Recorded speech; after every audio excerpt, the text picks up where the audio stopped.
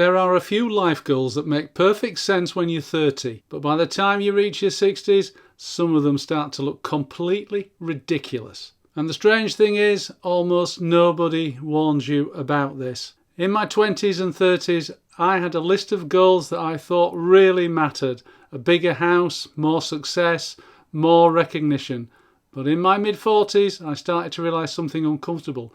Some of those goals were quietly making life worse, not better. And when I reached my 50s, the clearer that became. There are certain goals that simply stop making sense after 60, and I didn't realise this until much later in life. In this video, I'm going to share 7 of them, and if you recognise yourself in a few of these, you're not alone. I retired from the rat race at 44. At the time I thought I'd figured everything out, but even after that it took years to realise that some goals I was still chasing didn't actually matter anymore. The strange thing about life goals is this: when you're 30 they seem incredibly important, don't they? By 60 some of them feel almost absurd. Let's start with the one that catches a lot of people by surprise. Number 1. Trying to stay busy all the time. When I was younger, being busy was really important to me. A full diary, back-to-back commitments, always doing something. It made me feel productive. It made me feel I'd achieved. It shows the boss you're dedicated. It sets an example to your team, right? Wrong. It took me a long time to realise that being busy is not the same thing as living well. After 60, with time becoming ever more precious, filling every hour with activity suddenly feels less like success and more like the hamster wheel that I work so hard to get off. It's okay to do nothing, to putter in the morning, go for a long walk in the afternoon, have a beer at your favourite pub, and watch the rats running in the race, knowing you don't have to be one of them anymore. And interestingly, the next goal on this list is closely connected to that. Number 2, accumulating more stuff. When I was younger, I measured my progress through possessions. I hate to have to admit that, but it's true. A bigger house, a nicer car, a collection of watches, a wardrobe full of designer clothes, more things to show off. More about that later. But by 50, something became obvious to me. The more things I owned, the more things started to own me. Maintenance, insurance, storage, worry. So in my 50s, I started slowly getting rid of stuff, a process which accelerated at 60 when my wife and I downsized our house and I ditched 70% of my possessions. It's a process which continues to this day. If I buy something and I make every effort not to, then some things have to go. It's a simple rule: 1 in, 2 out, sold, donated or dumped.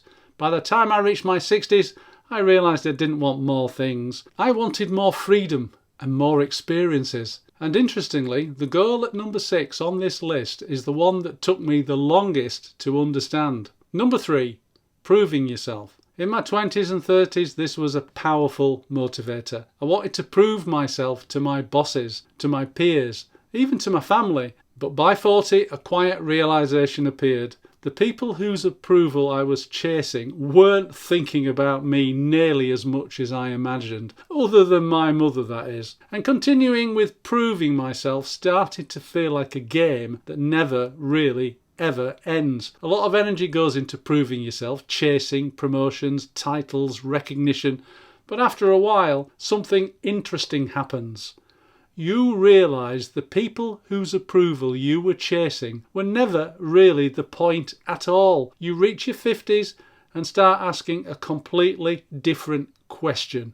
Not how do I climb higher, but how do I stop depending on the career I chose at 22 for my identity and income?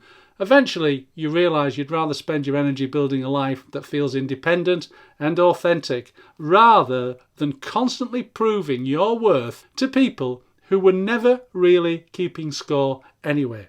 Something interesting happens when you start letting go of these goals. You start to question the way you work. You begin asking a completely different question. The question is, how do I want to spend the next decade of my life? I've been having some fascinating conversations this month with viewers of this channel who are thinking about exactly that. Not necessarily retiring, but creating a more flexible way of working than the normal 9 to 5. Sometimes that means starting a small online income stream, like I have with this YouTube channel. Sometimes it means turning experience into consulting or educating. There are a few spaces left in my calendar this month if you'd like a one-to-one conversation yourself. We'll explore realistic options based on your skills and experience. If you're curious about that, you can find the details below this video. Now, the next goal on this list might actually be the hardest one to let go of. 4. Impressing other people. This one can drive a lot of decisions. It did for me. The car you buy, the clothes you wear, even the career you pursue. This is very closely linked to point number 2.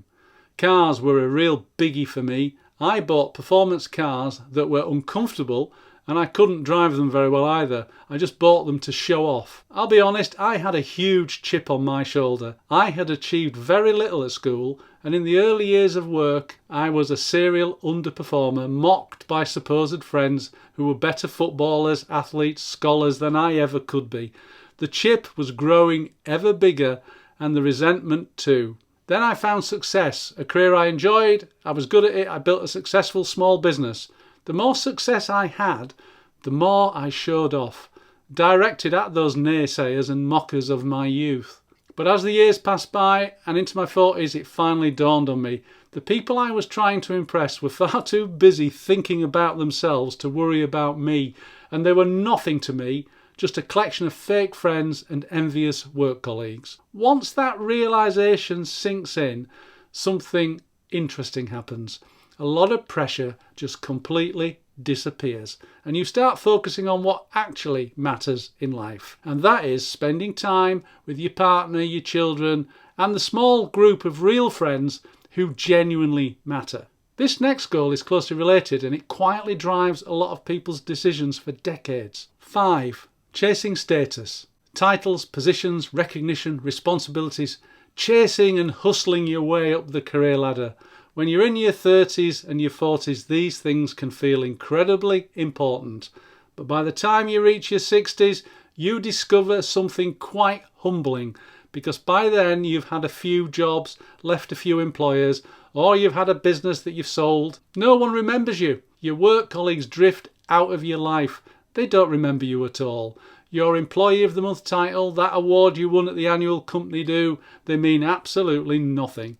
I was recognised by a local business magazine in Yorkshire called The Business Insider.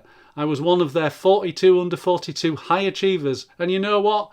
I can't even remember what year it was, and neither can anyone else. It's long forgotten because it never really mattered at all. What people might remember, unfortunately, is how you treated them, especially if you were a bit of a twat. That's what I remember mostly about my bosses.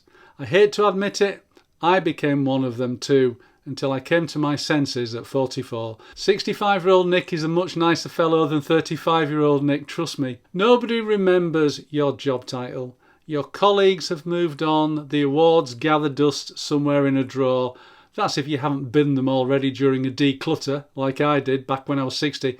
Because in the end, those things never really mattered as much as you thought they did. And the next one on this list is something many people struggle with well into their 60s. It's the one that took me nearly 40 years to properly understand. 6. Trying to please everyone. This is exhausting at any age. But by the time you reach your 60s, you realise something very important. If you try to please everyone, you end up pleasing no one. Not just that, you end up living your life on someone else's terms, prioritising their happiness rather than your own. In your 60s, that is just plain foolish and will just lead to resentment. The worst culprits for dragging you into this guilt trip are ageing parents. So please, if that's you, give yourself permission to be selfish. Get the oxygen mask on yourself first. They've had their lives, yours has still got a fair bit to run yet. Help them if they genuinely need help, but don't be a martyr,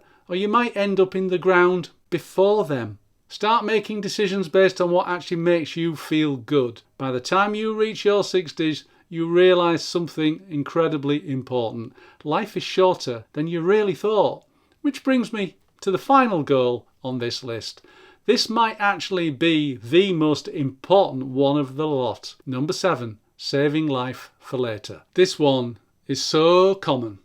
You work hard for decades thinking that your real life will begin someday when the job slows down, when the mortgage is paid off, when the kids have finally left home, when you downsize your house, when your parents have passed away, when you retire, when there's more time. But one day, a slightly uncomfortable thought appears. Later eventually becomes never. How often do you hear of someone you know having a grand plan for retirement, only to hear they've been struck down by illness or even death in their 60s or 70s? I've had a few examples recently. My old boss, who was a bit of a twat, has been diagnosed with dementia at 68. The husband of one of my wife's best friends has been diagnosed with a severe form of Parkinson's disease at 63. The husband of a family friend died at 72 from cancer. My own father died at 74. My uncle at 76. My auntie at 77. Do you see the picture? In your 60s, your priorities need to change. Experiences matter more. Time with people you care about matter more. Life was never designed to be postponed. It was designed to be enjoyed. One of the interesting things I found about my 60s is that life can become simpler if you allow it. Not because everything gets easier, because it doesn't, but because you slowly let go of things that never really mattered at all. And when that happens, life feels just so much lighter. I'd be curious to know which of these life goals stopped mattering to you and when. Let me know in the comments. I'd love to hear your story.